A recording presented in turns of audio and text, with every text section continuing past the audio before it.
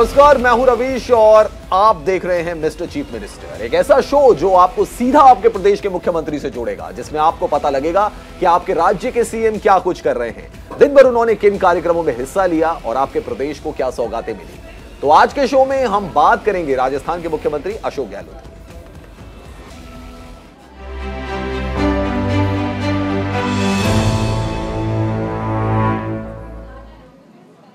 हिमाचल प्रदेश की 68 सीटों पर होने वाले विधानसभा चुनाव के लिए कांग्रेस जीतोड़ मेहनत कर रही है। कांग्रेस हिमाचल प्रदेश के लिए घोषणा पत्र पहले ही जारी कर चुकी है, जिसमें कांग्रेस ने जनता से कई लोक लुभावन वादे किए हैं। राजस्थान के मुख्यमंत्री अशोक गहलोत ने हिमाचल प्रदेश में पुरानी पेंशन बहाली का मुद्दा उठाया और कहा कि हमारी सरकार ने राजस्थान में पुरानी पेंशन स्कीम बहाल की है, अब हिमाचल को भी इस पर काम करना चाहिए। कांग्रेस के पक्ष में बोलते हुए गहलोत ने कहा कि राज्य में सरकार बनते ही पहली मंत्रिमंडल बैठक में पुरानी पेंशन योजना को बहाल किया जाएगा। इसके साथ ही सीएम अशोक गहलोत ने हिमाचल और गुजरात चुनाव को लेकर बड़ा बयान दिया है। उन्होंने दावा किया कि इस साल कांग्रेस की स्थिति अच्छी बनी हुई है और आगे भी ऐसी ही बरकरार रहेगी। अशोक गहलोत ने यहां तक कह दिया कि देश का डीएनए कांग्रेस का डीएनए एक है, ये देश हमारे डीएनए से मैच करता है। आपको बता दें कि गुजरात और हिमाचल प्रदेश, इन दोनों राज्यों में बीजेपी की सरकार है। हिमाचल प्रदेश में पिछले कुछ सालों से हर चुनाव में लोग सरकार बदलते रहे हैं, यानी एक बार कांग्रेस तो एक बार बीजेपी रही है। तो वहीं गुजरात में बीजेपी 2 दशक से ज्यादा समय से सत्ता में है। दोनों राज्यों में कांग्रेस और बीजेपी में कड़ा मुकाबला देखने को मिल रहा है।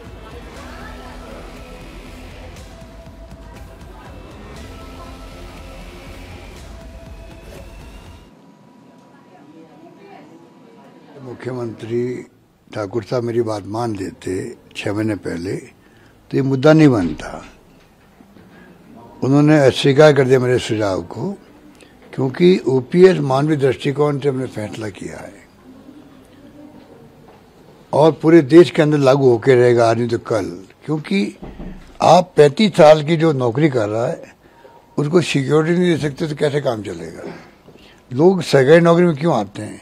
रिटायरमेंट के बाद में हमें पेंशन का लाभ मिलेगा, तनख्वाह चाहे कम मिले, प्राइवेट में तनख्वाह ज़्यादा मिलती, तब भी लोग पसंद करते हैं सरकारी नौकरी को। और जब ह्यूमन राइट कमीशन कह चुका है, जुडिशरी पे कमीशन कह चुका है हम लागू नहीं करेंगे इसको, सीएनएजी कह चुका 15 साल हो गए लागू किए हुए, अभी तक तो नियम नहीं बने, कायदे नहीं बने इसके। वो बड़ा ऐतराज कर रहा है कि आपने ना तो इसकी भर्ती के ना इसके पेंशन के लाभ क्या मिलेंगे, कोई नियम कायदे नहीं बनाया तो कैसे इसको लागू करोगे आप। तो सब लोग कह रहे हैं इनको, इसलिए कमेटी बनाने लग गए राज्य सरकार है, खाली उनको भ्रमित करने के लिए कल कर्मचारियों को। गलत है। देखो, हमने ईमानदारी से लागू किया है और लागू कर दिया हमने, खाली घोषणा नहीं करी जो ये कहते हैं मुख्यमंत्री जी या बीजेपी नेता कहते हैं साहब की खाली घोषणा करी। घोषणा नहीं है, 300 से अधिक लोगों को लाभ मिलने लग गया वहां पर राजस्थान के अंदर। उनके पैसा कटता था, कटना बंद हो गया उनका, और उनका जो ग्रेच्युटी का पैसा लेते हैं या जो करता है वो अपना होना शुरू हो गया है।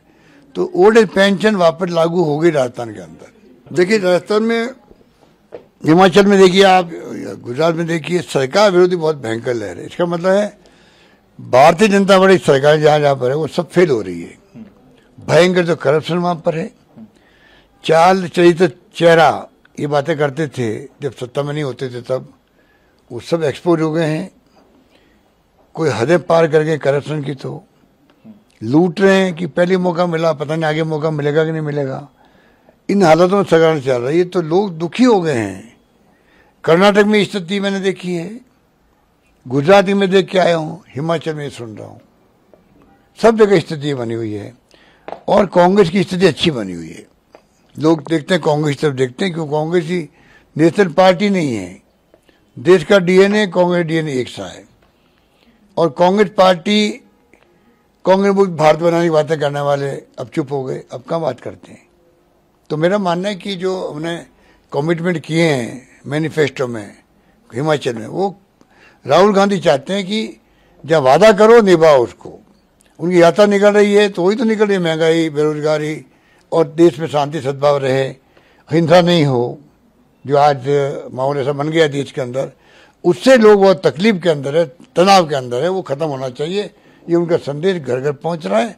उसका फायदा गुजरात में मिलेगा और हिमाचल में मिलेगा, चाहे वो आए या नहीं आए। तो वहीं शिमला में छत्तीसगढ़ के मुख्यमंत्री भूपेश बघेल ने चुनावी जनसभा को संबोधित किया और भारतीय जनता पार्टी पर जमकर निशाना साधा। उन्होंने कहा कि बीजेपी में कोई लोकतंत्र नहीं है। बीजेपी अध्यक्ष जेपी नड्डा दूसरी बार बिना चुनाव कराए अध्यक्ष बन गए, जबकि मल्लिकार्जुन खड़गे चुनाव जीतने के बाद लोकतांत्रिक तरीके से कांग्रेस के अध्यक्ष बने। इससे साफ है कि जब पार्टी में ही लोकतंत्र नहीं है तो यहां पर कैसे होगा। हिमाचल प्रदेश के मुख्यमंत्री पर सीएम भूपेश बघेल ने कहा कि हिमाचल प्रदेश के मतदाता 12 नवंबर को मुख्यमंत्री जयराम ठाकुर को जयराम जी की उनको अलविदा कहते हुए मतदान करेंगे। उन्होंने ये भी कहा कि सरकार बनते ही कांग्रेस सभी वादों को पूरा करेगी। हिमाचल प्रदेश की सभी 68 विधानसभा सीटों के लिए 12 नवंबर को मतदान होगा और 8 दिसंबर को मतगणना होगी।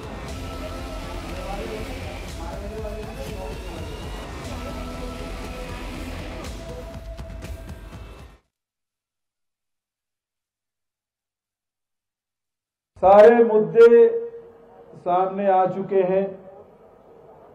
भारतीय जनता पार्टी क्या कर रही है, कांग्रेस पार्टी क्या कर रही है, और आम जनता, चाहे वो किसान हो, बागबान हो, नौजवान हो, नौकरी पेशा के लोग हों, चाहे सीमाओं पे लड़ने वाले हमारे जवान परिवार के लोग हों, सब ने मन बना लिया है।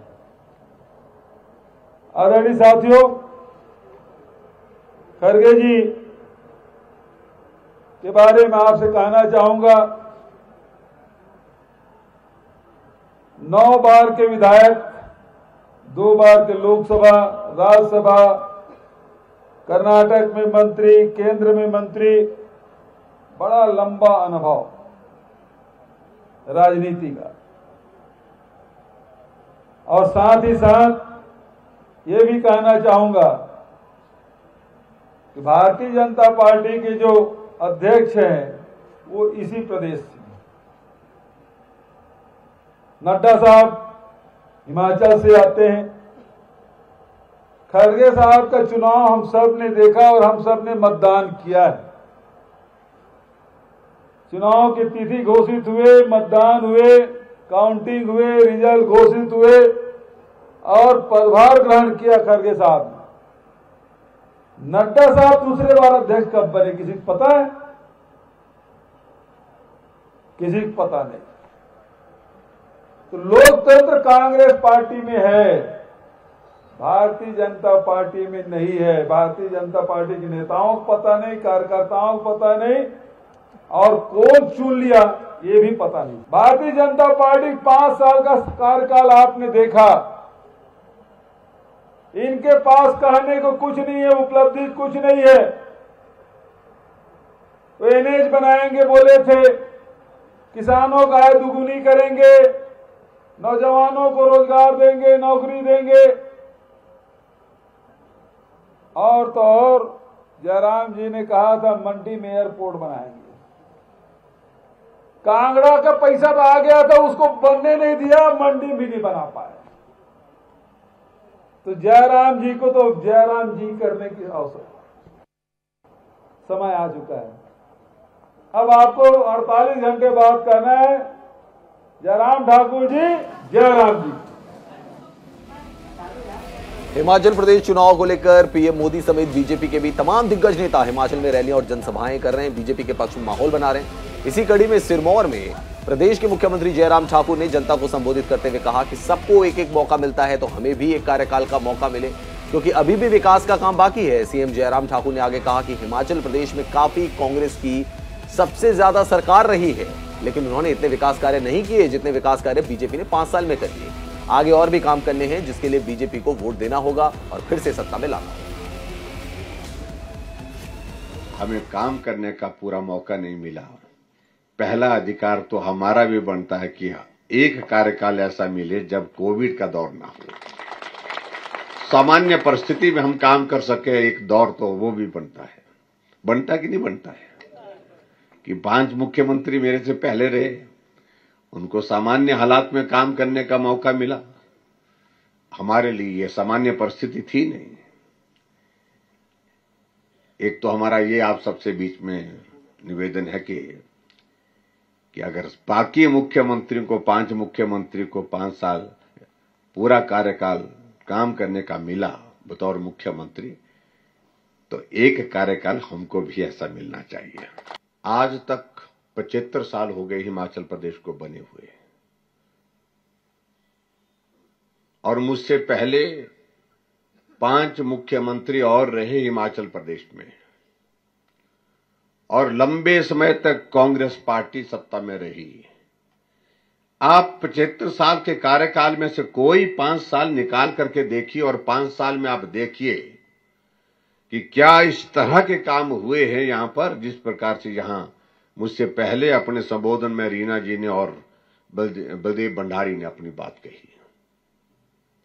अगर हुए तो हमको वोट ही मत दो, फिर अगर हुए हैं तो किसी और को वोट मत देना भाई। विधायक को आप चुन करके भेजते हैं, किस काम के लिए भेजते हैं? काम के लिए भेजते हैं।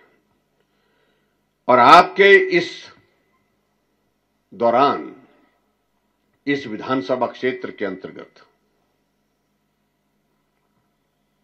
5 साल के कार्यकाल में इतने विकास कार्य हुए, मुझे लगता है कि यहां इस प्रकार की परिस्थिति, अगर काम के नाम पर अगर वोट देते हैं लोग, तो मुझे लगता है कि और लोगों को वोट मांगने का अधिकार ही नहीं रह गया। इसलिए मैं कह रहा हूं इस बात को कि अगर ये काम 5 साल के कार्यकाल में हुए हैं और लंबे समय तक सत्ता कांग्रेस पार्टी की रहे, तो वो कार्यकाल में होता क्या? उत्तराखंड के 22वें स्थापना दिवस के अवसर पर देहरादून में मुख्यमंत्री पुष्कर सिंह धामी ने अलग अलग कार्यक्रमों में हिस्सा लिया। सबसे पहले सीएम पुष्कर सिंह धामी कचहरी स्थित शहीद स्मारक स्थल पहुंचे। यहां पर उन्होंने शहीदों को नमन किया। इसके बाद CM Dhami Dehradun police line पहुंचकर रैतिक परेड में शामिल हुए। वहीं राज्यपाल लेफ्टिनेंट जनरल गुरमीत सिंह ने रैतिक परेड की सलामी ली। इस मौके पर सीएम धामी ने कहा कि पाठ्य पुस्तकों में आंदोलन का इतिहास शामिल होगा। प्रधानमंत्री नरेंद्र मोदी के विजन के तहत 21वीं सदी का तीसरा दशक उत्तराखंड का होगा। हम इसे 2025 तक देश का सर्वश्रेष्ठ राज्य बनाएंगे। इसके बाद मुख्यमंत्री धामी ग्रीष्मकालीन राजधानी गैरसैंण पहुंचे, जहां पर उन्होंने भराड़ी सैंड विधानसभा परिसर में आयोजित राज्य स्थापना दिवस समारोह में हिस्सा लिया और परेड की सलामी ली। इस मौके पर सीएम धामी ने लोगों को राज्य के स्थापना दिवस की बधाई दी। उन्होंने कहा, हमने उत्तराखंड के लोगों से चुनाव से पहले समान नागरिक संहिता लागू करने का वादा किया था, और जैसे ही नई सरकार बनी, हमने सबसे पहले इसके लिए एक समिति का गठन किया। समिति की तरफ से दिए गए मसौदे के अनुसार जल्द ही समान नागरिक संहिता लागू की जाएगी। ये कहना है पुष्कर सिंह धामी का।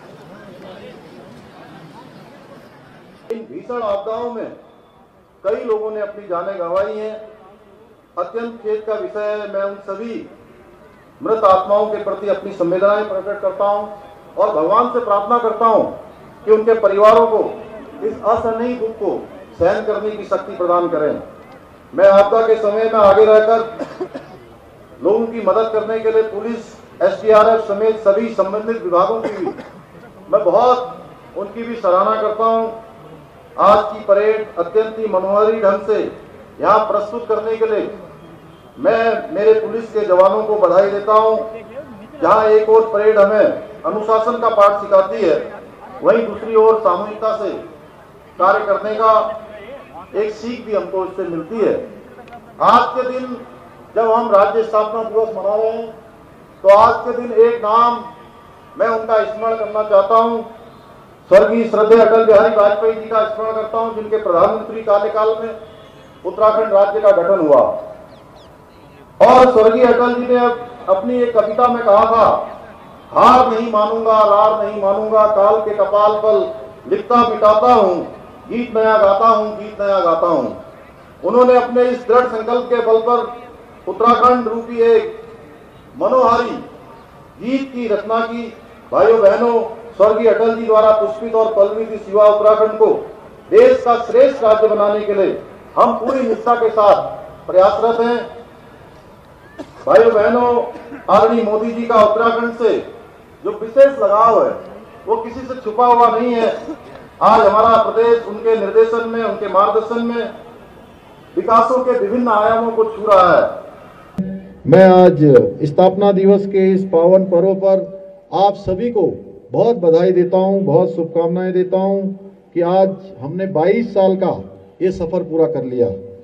भाइयों बहनों, आज मैं हमारे प्रदेश के उन अमर शहीदों को भी नमन करता हूं, जिनके कारण से हमको यह राज्य प्राप्त हुआ। मैं श्रद्धापूर्वक नमन करता हूं हमारे आंदोलनकारियों को, जिन्होंने इस आंदोलन में अपना बहुत बड़ा योगदान दिया, अपना एक संघर्ष किया और उस संघर्षों की बदौलत हमको राज्य प्राप्त हुआ। मैं आज इस पावन पर्व पर मैं नमन करना चाहता हूं देश के वीर शहीदों को, उत्तराखंड के, जिन्होंने देश की सीमाओं की रक्षा के लिए अपने प्राणों का बलिदान किया। इस समय मैं उन सभी को भी अपने श्रद्धा सुमन अर्पित करता हूं जो हमारे प्रदेश की एक चुनौती है आपदा, उस आपदा में जिनके पारिवारिक जन हमारे बीच में नहीं रहे। मैं SDRF, पुलिस, सभी विभागों को ही बहुत ही सराहना करता हूं जो लगातार अपना योगदान देते हैं। साथ ही साथ अभी जिन पुलिस के जवानों ने, अधिकारियों ने, ITBP के लोगों ने शानदार यहाँ पर परेड की है, वह भी हमारे सामने एक व्यवस्थित और अनुशासन जीवन जीने का एक नमूना है। मैं उन सबको बहुत अपनी शुभकामनाएं देता हूँ। गोवा में होने वाले 53वें भारतीय अंतर्राष्ट्रीय फिल्म महोत्सव की तैयारी पूरी हो गई है। इस मौके पर प्रदेश के मुख्यमंत्री प्रमोद सावंत ने कहा कि हमने इसको लेकर समीक्षा भी की है। कोरोना के बाद राज्य सरकार और केंद्र सरकार की तरफ से इस साल का आयोजन बहुत बड़ा आयोजन होगा। आपको बता दें कि गोवा की राजधानी पणजी में 53वां भारतीय अंतर्राष्ट्रीय फिल्म महोत्सव 20 नवंबर से शुरू होगा, जो 28 नवंबर तक चलेगा। महोत्सव की शुरुआत ऑस्ट्रियाई फिल्म अल्मा एंड ऑस्कर से होगी, तो वहीं गोल्डन पिकॉक के लिए कुल 15 फिल्में प्रतिस्पर्धा करेंगी। IFF के तीसरे संस्करण में दिए गए पहले गोल्डन पिकॉक से यह पुरस्कार एशिया में सबसे ज्यादा मांग वाली फिल्में पुरस्कार में से एक रहा है।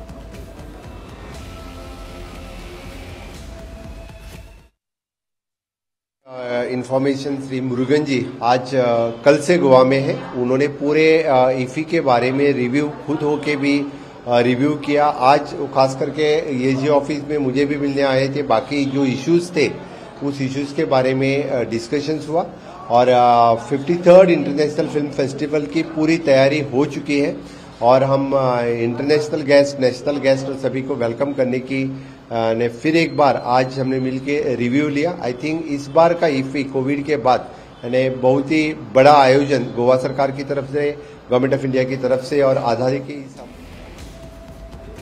यूपी के मुख्यमंत्री योगी आदित्यनाथ अपने 2 दिवसीय मथुरा प्रवास के दौरान दूसरे दिन श्री कृष्ण जन्मस्थान पहुंचे, जहां सीएम ने सबसे पहले ठाकुर केशव देव महाराज के दर्शन किए। इसके बाद सीएम वहां से योग माया मंदिर पहुंचे, उन्होंने गर्भगृह में भी दर्शन किए। सीएम योगी ने भागवत भवन में जुगल सरकार की पूजा अर्चना कर आरती की। सीएम योगी ने अधिकारियों के साथ मीटिंग भी की और जन्मस्थान में निर्माणाधीन लीला मंच के बारे में उत्तर प्रदेश ब्रज तीर्थ विकास परिषद के उपाध्यक्ष ने उन्हें निर्माण के बारे में जानकारी दी। इसके बाद योगी वेटनरी यूनिवर्सिटी स्थित गेस्ट हाउस के लिए निकले और यूनिवर्सिटी परिसर में उन्होंने पौधारोपण किया। मुख्यमंत्री योगी आदित्यनाथ ने कहा कि गाय निराश्रित होकर सड़कों पर घूमती है, बहुत बार ये दंगों का कारण भी बनती है। गौ संरक्षण के लिए सरकार अनेक योजनाएं चला रही है। सीएम योगी ने भक्ति वेदांत गुरुकुल और इंटरनेशनल स्कूल परिसर में स्थित भगवान श्री कृष्ण बलराम मंदिर का लोकार्पण किया। साथ ही सीएम ने यहां गुरुकुल की ओर से संचालित गो डेयरी प्लांट का लोकार्पण भी किया। सीएम योगी ने स्कूल परिसर में लोगों को संबोधित किया और कहा कि एस्कॉन की स्थापना प्रभुपाद ने की थी। उन्होंने हरे कृष्ण मूवमेंट से सनातन संस्कृति का प्रचार किया। श्री भगवद गीता और श्री कृष्ण की लीला, उनकी भक्ति का प्रचार किया। प्रभुपाद ने 108 मंदिर बनाए थे और आज हजारों मंदिर बने हैं। ये मंदिर दुनिया भर में श्री कृष्ण की भक्ति का प्रचार प्रसार कर रहे हैं। तो ये आप देख सकते हैं सीएम योगी आदित्यनाथ के।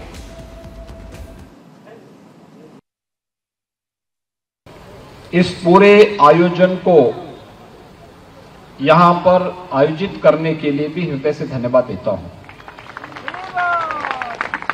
भाइयों बहनों, एक साथ मुझे भगवान श्री कृष्ण जिनकी लीलाओं से ये पूरा क्षेत्र 5000 वर्ष के बाद भी उसी श्रद्धा के साथ जुड़ा हुआ है, जहां की रज रज में बांके बिहारी की, भगवान श्री कृष्ण के दर्शन होते हैं। राधा रानी का दर्शन यहां का वासियों, पूरे देशवासियों को होता है। वहां पर भगवान श्री कृष्ण और दाऊ की इस भव्य प्रतिमा की, इस भव्य मंदिर में उनकी प्रतिमा रखी गई। भव्य मंदिर का लोकार्पण का कार्यक्रम यहां पर भी संपन्न हुआ है और साथ ही साथ गो सेवा का एक अन्य महत्वपूर्ण केंद्र दुग्ध प्रशिक्षण केंद्र का भी लोकार्पण का कार्यक्रम संपन्न हुआ है। इसके लिए मैं हृदय से इस्कॉन को बधाई देता हूं। ये बहुत महत्वपूर्ण स्थिति है। इस्कॉन की स्थापना स्वामी प्रभुपाद जी ने की थी और हम सब जानते हैं भक्ति वेदांत स्वामी श्रील प्रभुपाद जी महाराज वे एक सन्यासी थे। हरे कृष्णा मूवमेंट के माध्यम से उन्होंने इस्कॉन अर्थात कृष्ण भावना भावित संघ की स्थापना की। स्वामी जी का जन्म तो बंगाल में हुआ था 1896 में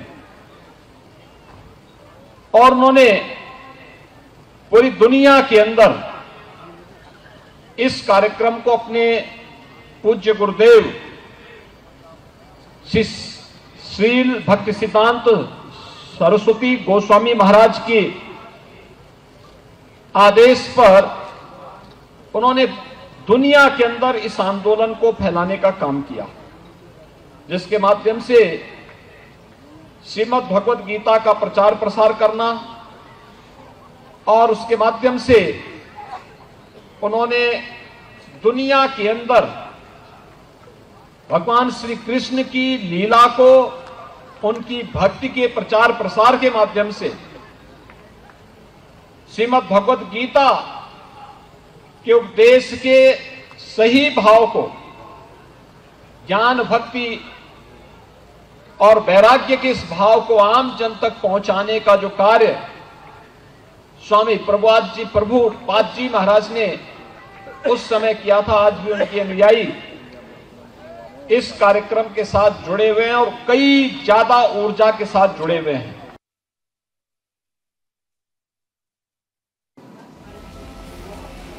ये योगी आदित्यनाथ को आपने सुना जो कि वहां पर संबोधन दे रहे थे। फिलहाल इस खास पेशकश में इतना ही। आप देखते रहिए न्यूज़ इंडिया।